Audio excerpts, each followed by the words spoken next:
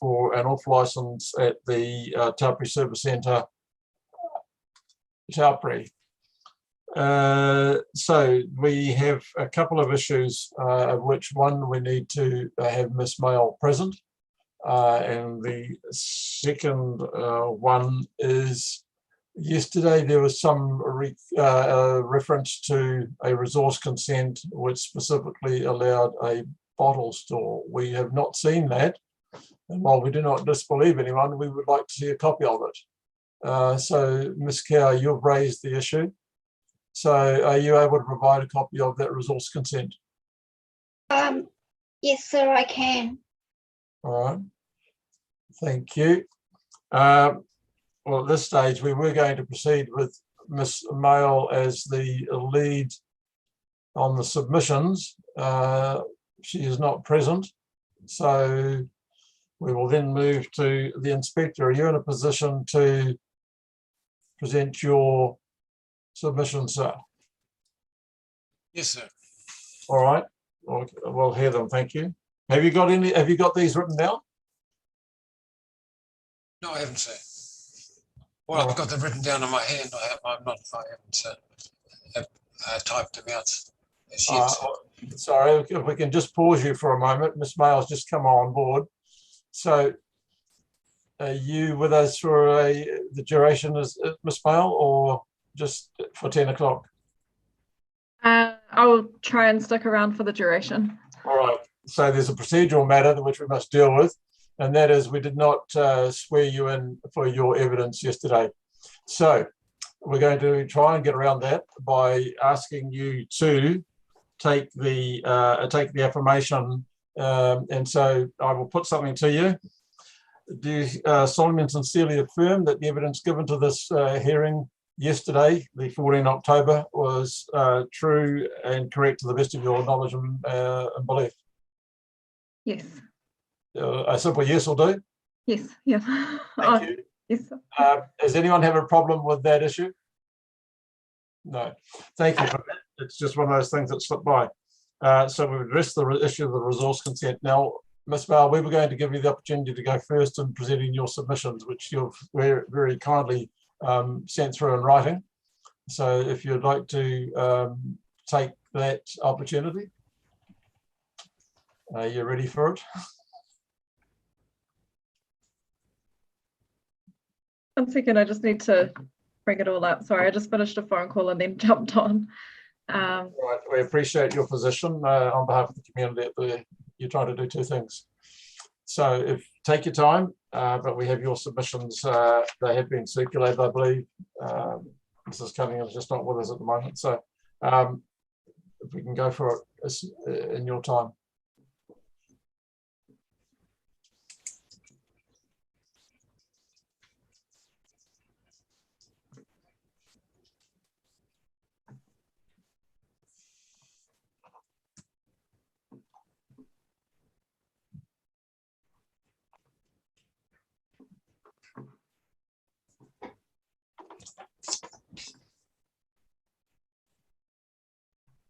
Okay.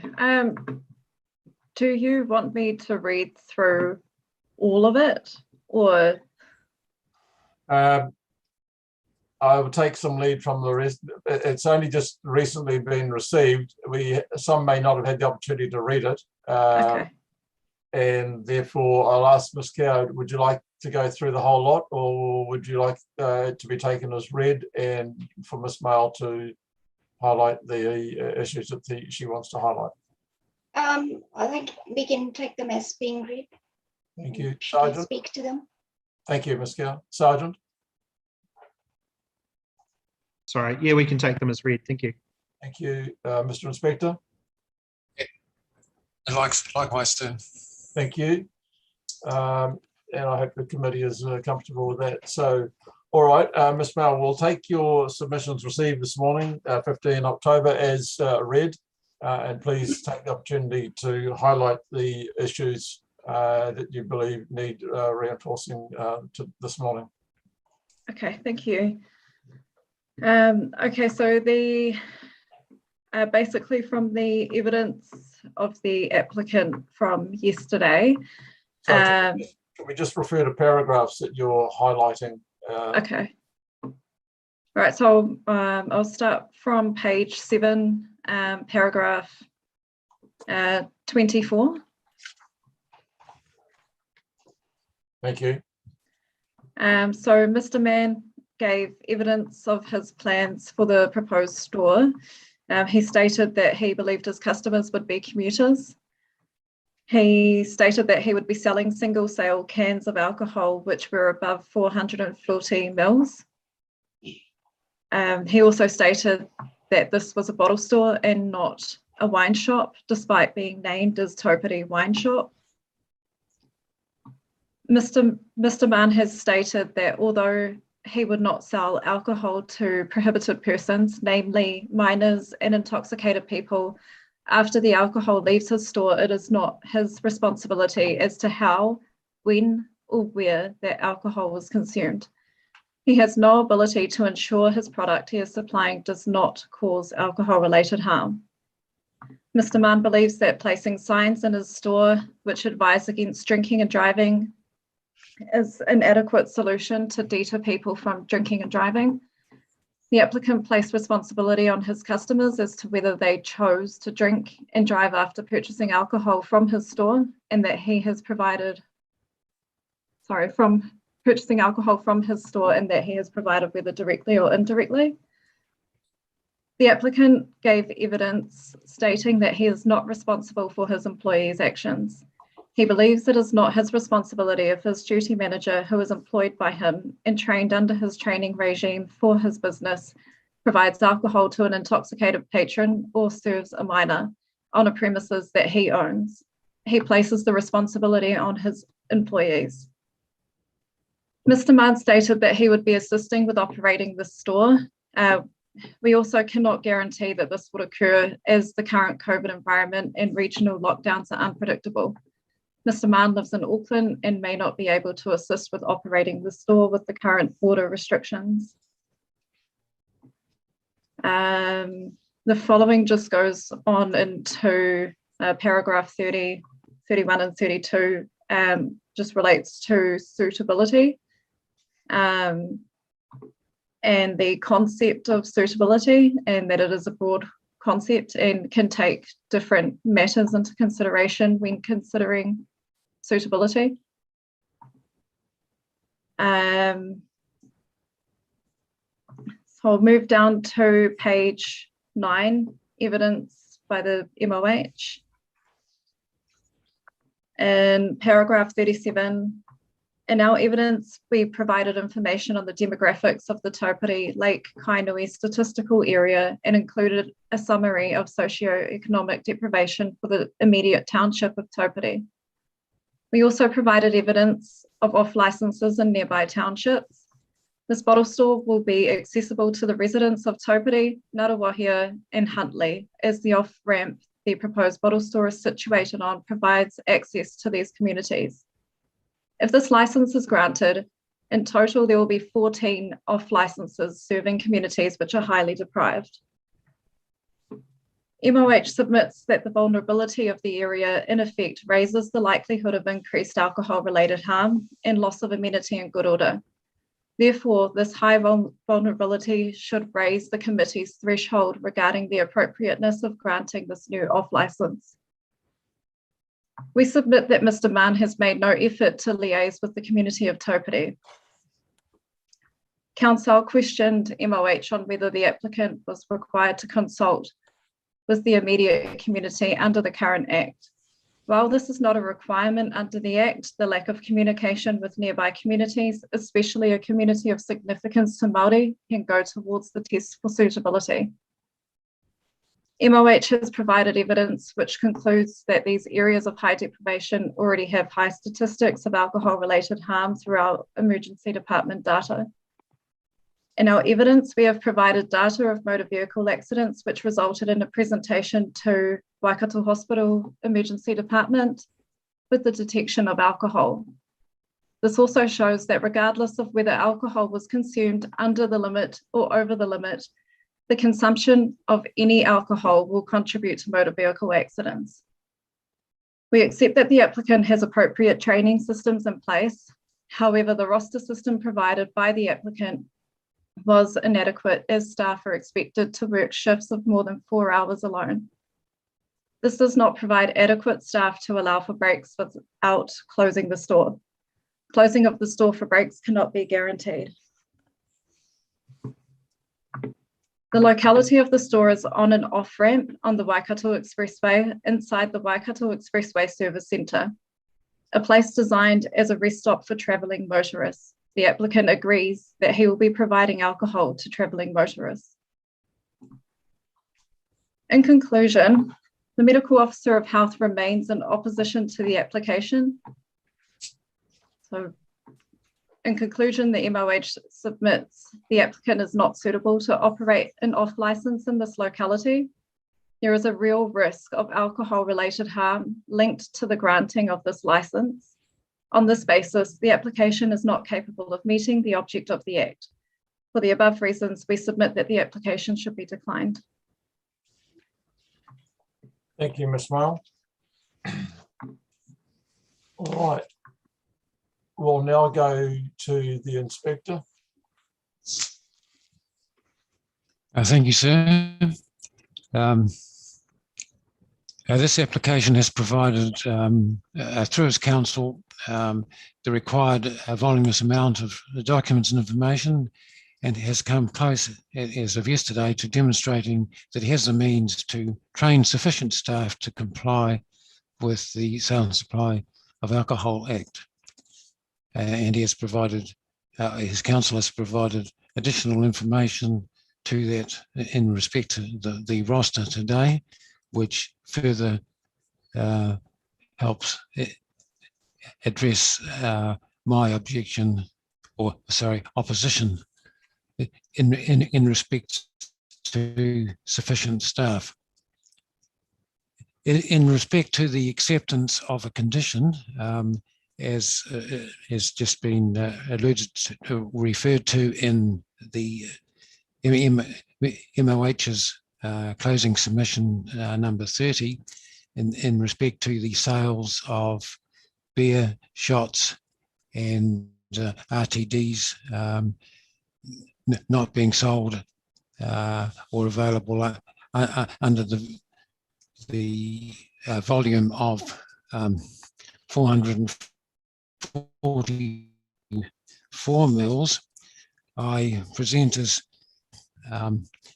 two containers, one 500 ml, which has a standard drink capacity of 1.9 or 2, which is 500 mils, which are readily available in New Zealand. The other one, an Australian one, possibly aptly named Heaps Normal, but that is the normal size of alcohol can.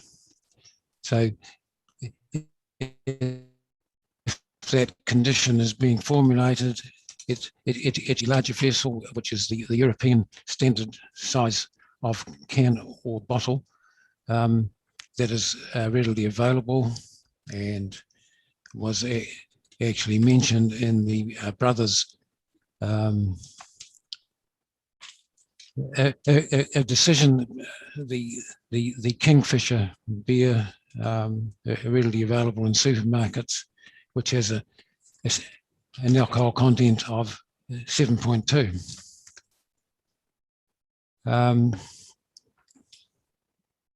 Or turning away from that subject, although the establishment of an off license is permitted by RMA, and we have additional information on that just provided, and the establishment is not specifically restricted by the LAP, I note the inclusion of the 9 other off licenses in the MOH's concluding submission in paragraph 38, and in respect to the MOH's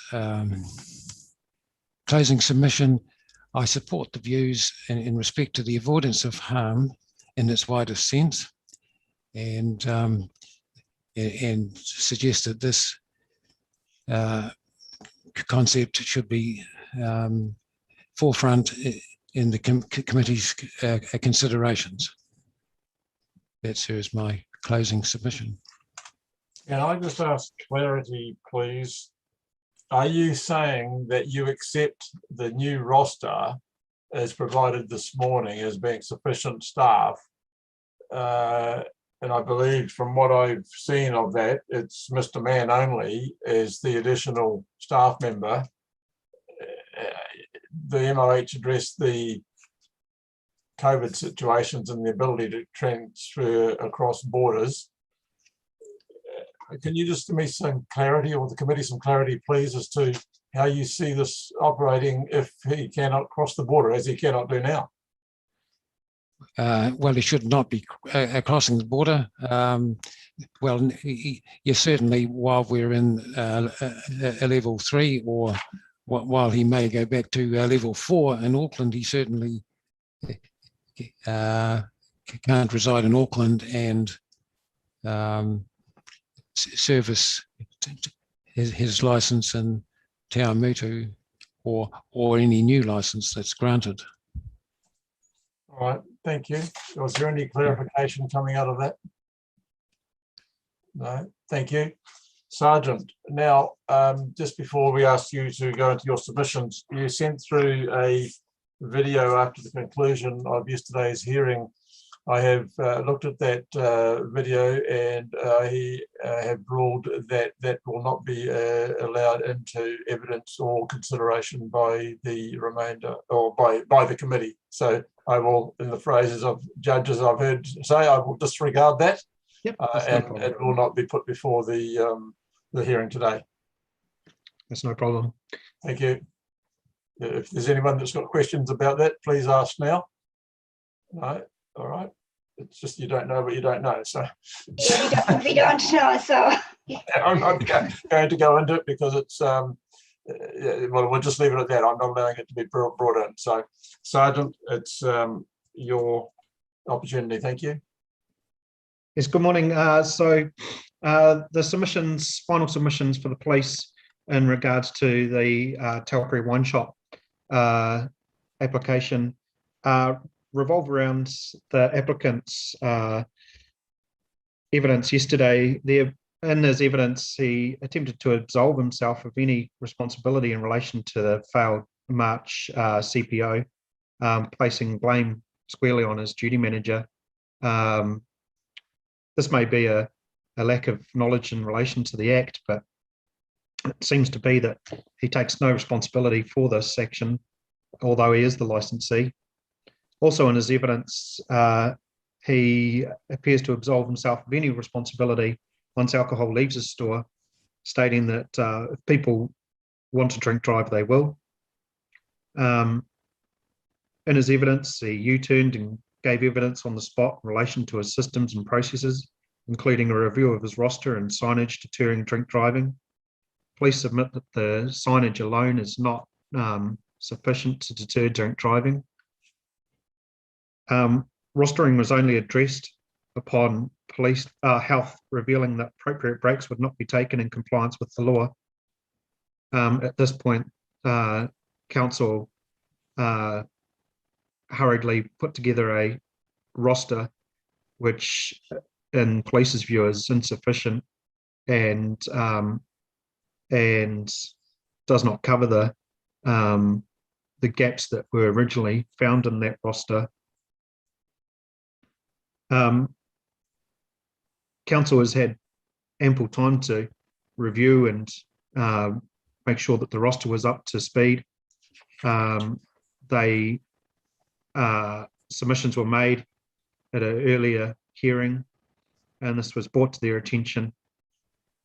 Please submit that the applicant has not put his best foot forward in relation to this, and as a result, police believe that they do not have appropriate systems in place in relation to the law and upholding the Employment Relations Act.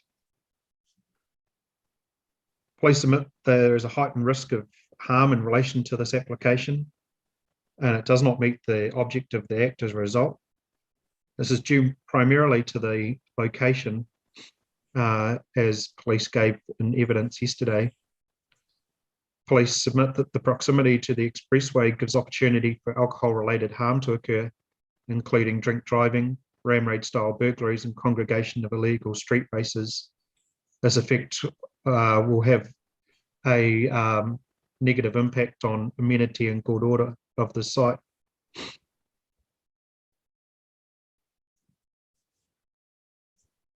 Police remain in opposition of this application, but concede that training delivered is sufficient, so that allays some fears that the police had in relation to the systems. All other points are in opposition to this application. Those are our submissions.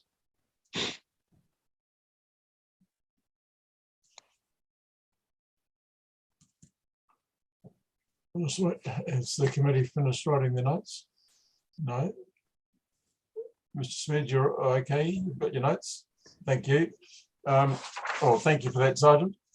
Now, Ms. Carr, you've sent through your, no, you haven't. You were your, I have.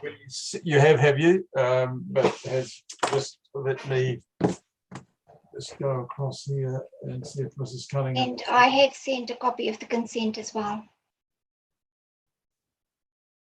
Oh, have you? Well, has that come through from Mrs. Cunningham? I'm just copy of the consent. Okay, that's fine. That's there, and we have. And it's on page 4 of the consent, paragraph 3, that explicitly says bottle stores are allowed. All right. Well, we can look at that in this committee later. So we've got your. I'll just bring this other machine across. We've got your submissions. So we're in your hands. Thank you. Thank you, sir. Thank you, committee. May it please the committee, these are the closing submissions made for A1 Limited, the applicant in support of its application for the off license in respect of the premises at 2189 Gordonton Road, Tarporee. The reporting agencies opposed the application on the grounds of suitability, system, staff and training, amenity and good order of the locality and the object of the Act. It is submitted. There is no evidence before the committee that would satisfy it on the balance of probabilities that the character of Mr. Mann has been shown to be such that he is not likely to carry out properly the responsibilities that go with the holding of a license. Mr. Mann has explained circumstances around the incident relating to an intoxicated person being on the premises. There was no discussion in the evidence or in the cross-examination whether the person was served while he was intoxicated. That is not the incident. So the agencies are interpreting the incident differently. It was the intoxicated person was found on the premises. So that was the incident. That was 4 years ago. And the decision of Waipa DLC is relevant to the circumstances because that license has been since renewed. That decision proves that Mr. Mann is suitable to hold a license. In relation to the recent CPO incident, that was exactly the circumstances that I was referring to yesterday, that because Mr. Mann cannot speak or provide explanations or defense for himself in this forum, it is difficult for him to answer any questions regarding that incident because the authority has directed that matter needs to be heard rather than be decided on papers. So, and that is exactly what the reporting agencies are doing and holding him responsible for what he is or he isn't answering in this forum in relation to that incident and saying that he's putting the responsibility on the duty manager, he's not taking the responsibility as a licensee, which is not the case. It's just because he cannot talk about that incident before this DLC because the determination is to be done by the authority. And in terms of the committee's question about vicarious liability, it is submitted that Mr. Mann is a responsible supplier of alcohol. He fully understands his responsibilities as a licensee. He holds a current on license and operates his licensed premises within the law and in compliance with his license conditions. So that is the evidence before this committee. However, as far as the CPO is concerned, it is respectfully submitted that the committee be mindful of Section 275 of the Act. Section 275 of the Act states, the licensee of any licensed premises is not responsible for any offence against this Act committed by any manager of those premises, except where the licensee is a party to that offence. That section is relevant in itself to that incident. But however, given the proceedings concerning the incident are before the authority, it is submitted that the incident be given no or very little weighting on the basis it is yet to be determined and Mr. Mann wishes to be heard.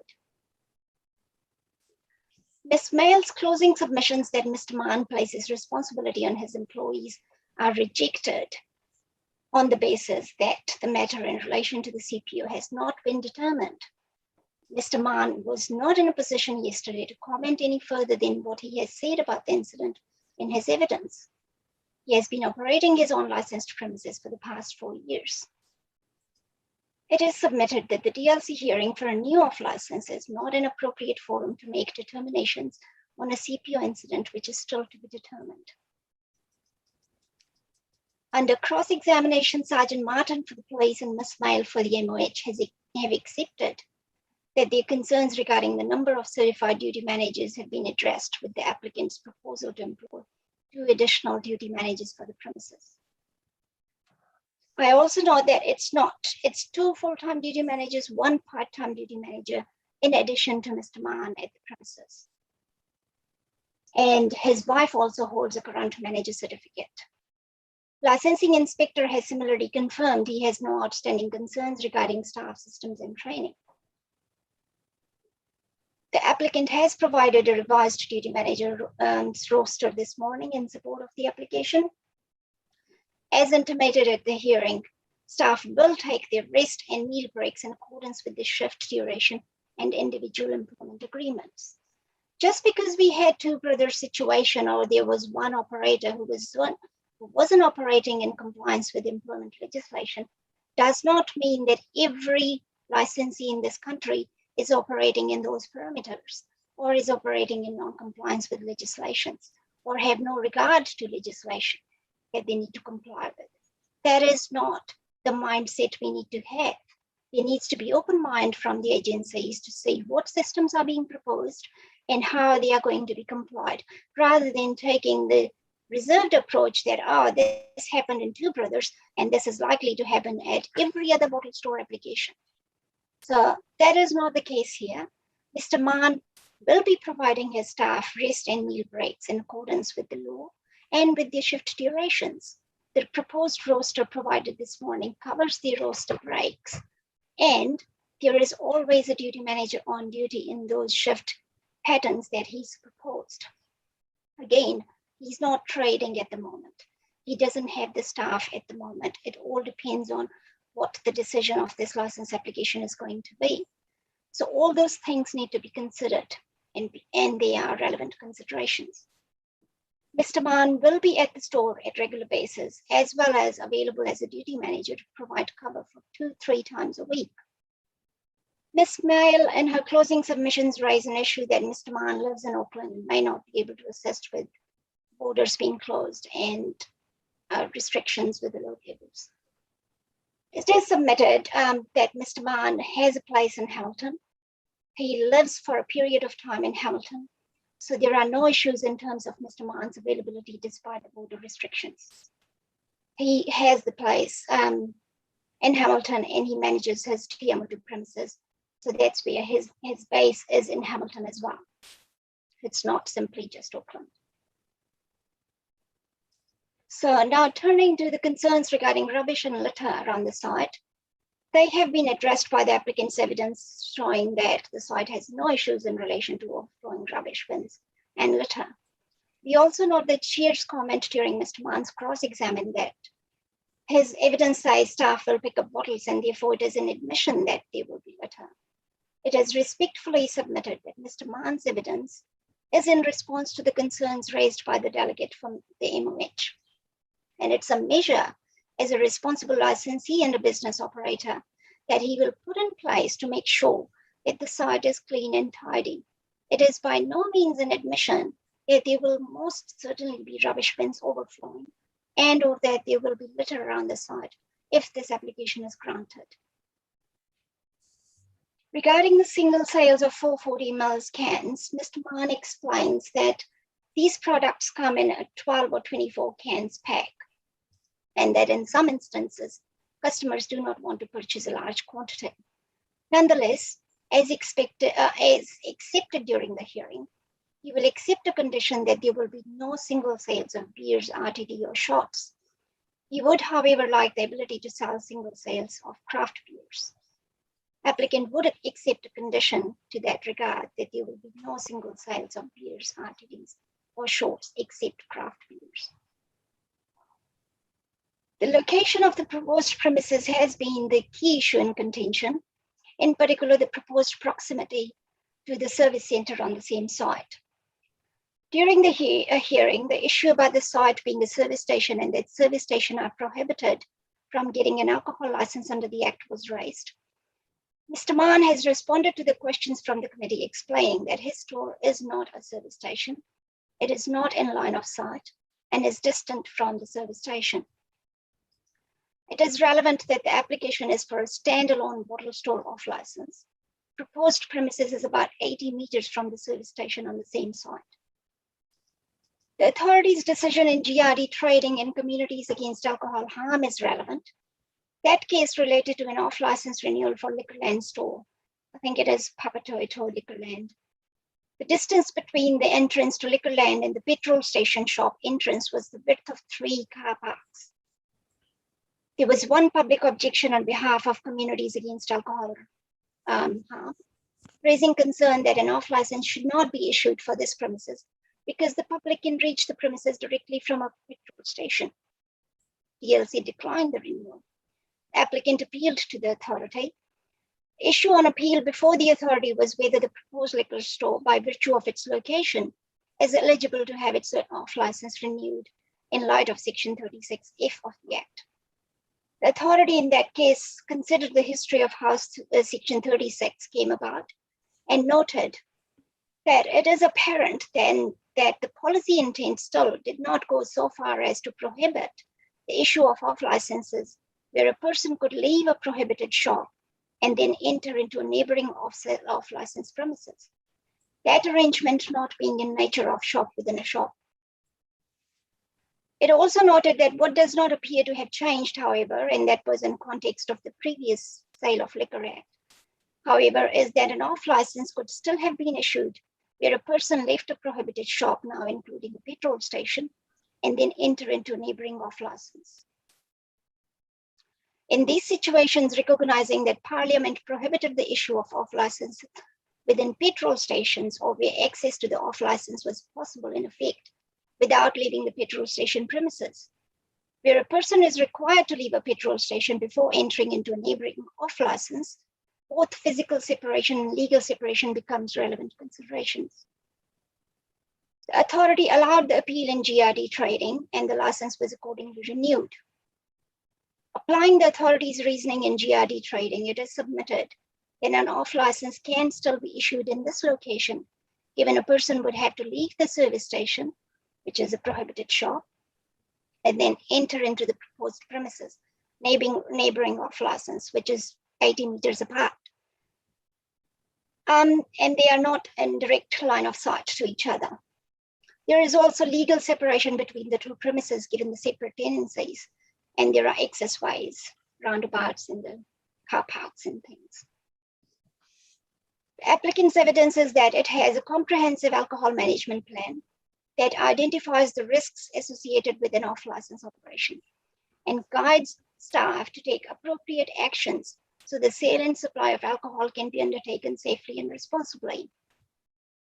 It has staff training plan to ensure that its staff understands its obligation under the law appropriately. It has submitted that the applicant has appropriate systems in place to ensure the safe and responsible sale and supply of alcohol. The concerns regarding people will consume alcohol in the car park could apply to any off-license, including supermarkets. The probability of this happening is low.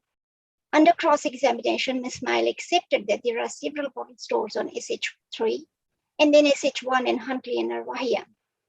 If this was the case, then all bottle store car parks will be full with people sitting in their cars drinking alcohol. Ms. Mail's evidence in support of her claims is weak. Under cross-examination from the DLC, she could only point to the general alcohol-related harm. Both agencies under cross-examination have accepted that there is no specific evidence relating to Tarpary or to the location where the premises is proposed. Ms. Mail accepted that her evidence was general.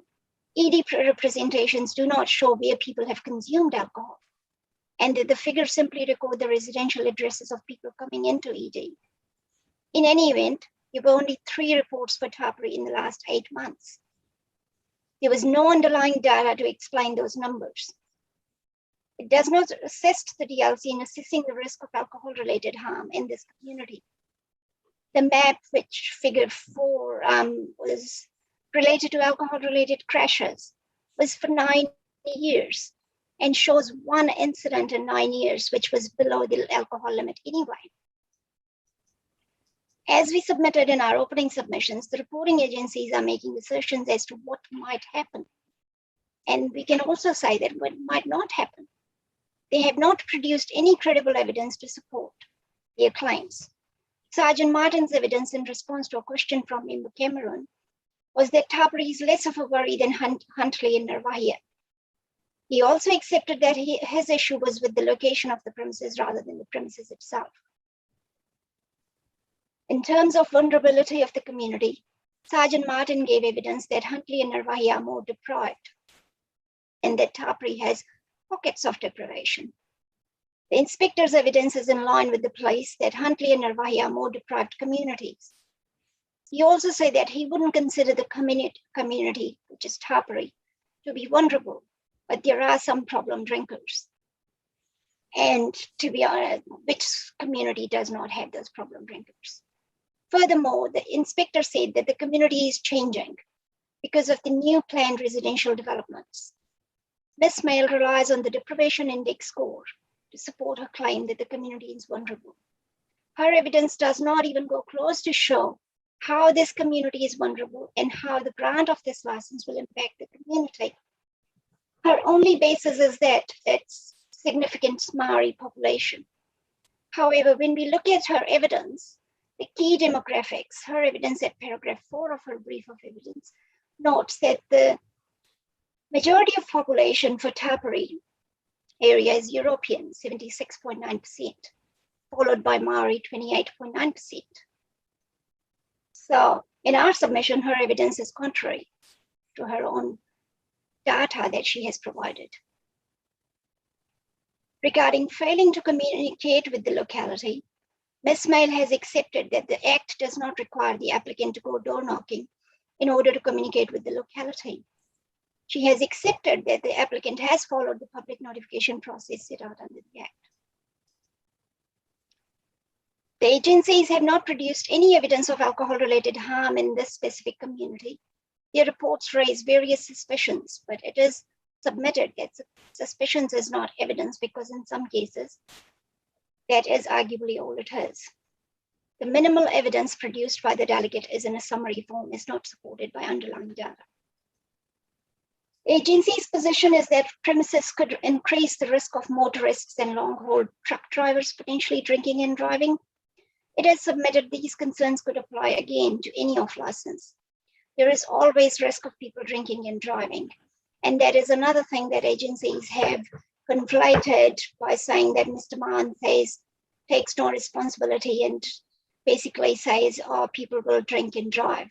Well, that is not the case. Mr. Mahan was saying that that risk is always there, people do make wrong choices, and nobody can change those people's mindset who make or decide to make wrong choices. It is that risk. But that does not mean that every alcohol license application must be declined. It is respectfully submitted that Act recognizes a legal right to provide alcohol, even with its detrimental effects, provided the sale, supply, and consumption of alcohol is undertaken safely and responsibly, and the harm caused by the excessive or inappropriate consumption is minimized. With respect, that requires a fair balancing of competing interests, not just a decision on basis of eradicating risks as perceived by the agencies. As decision maker, the committee must have regard to the criteria for issuing the license as set out in Section 105, and must then stand back and consider whether there is evidence that granting the application will be contrary to the Act's statutory object in Section 4 in light of its purpose in Section 3. While the focus is prospective in nature, evidence of past or present alcohol-related harm is relevant consideration, and in this case, there is no evidence. As Justice Churchman in Lower Hutt and Shady Lady has noted, that when having regard to the Section 105 criteria, in considering whether an application is consistent with the object of the Act, the view of the decision maker in this DLC must be supported by evidence. What is required is no more than a decision maker is reasonably satisfied of any evidence put to it, having regard to the nature and consequences of the facts in question. In our submission, there is no evidence before the committee that provides a foundation for concluding that the grant of the application, contrary to the object of the Act, will increase the risk of alcohol abuse and relevant risk. Therefore, in our submissions, we commend the application to the DLC and decide that it should be granted. Thank you. Those are my submissions. I just wonder if we can take a 10-minute break, and we will break out the committee before we conclude the hearing and just make sure we've got everything that we need. So we'll take 10 minutes, or what is it now, 10, or make it 11 o'clock. And we will come back to hearing at 10. So we go to the breakout room, gentlemen.